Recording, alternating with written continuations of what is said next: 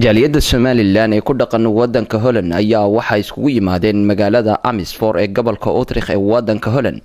jaaliyadda ayaa waxay u dabaaldegayeen 23 sanadii ka soo wareegtay xilligii dibadda loo taagay Jamhuuriyadda Somaliland.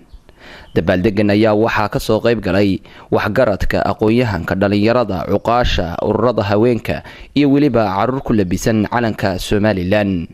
ugu horeyntii waxaa halka ka hadlay guddigii soo qaban qaabiyay madashan quruxda badan oo loogu dabaaldegayay 18 May.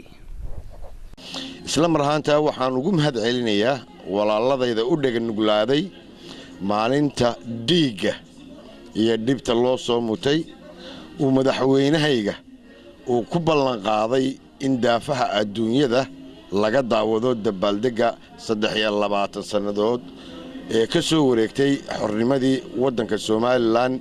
halkan waxaan ka salaamayaa personal Cabdalla Cali Senegal haddaan ahay madaxweynahayga Axmed Maxamuud Siilaanyo. sidoo kale waxaa dadka madadaalinayay isla markaana bandhig faneed aad u qurux badan soo bandhigay fanaaniin oo hogaaminayo Saar Maxamuud iyo waliba fanaanka da'da yar ee ku sugan wadankan Holland waa Mukhtaar Oday.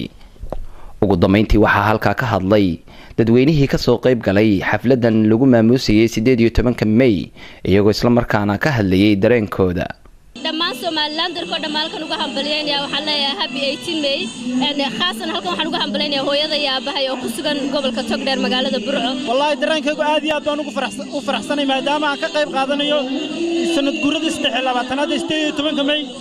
magacaygu waa Axmed Aadan.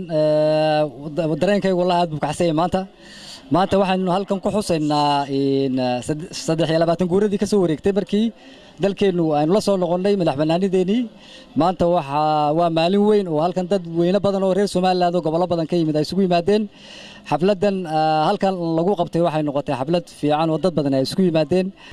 waa Axmed Saciid Cali Axmed Sugulle, wararka Honkebel, magaalada Amersfoort, wadanka Holland.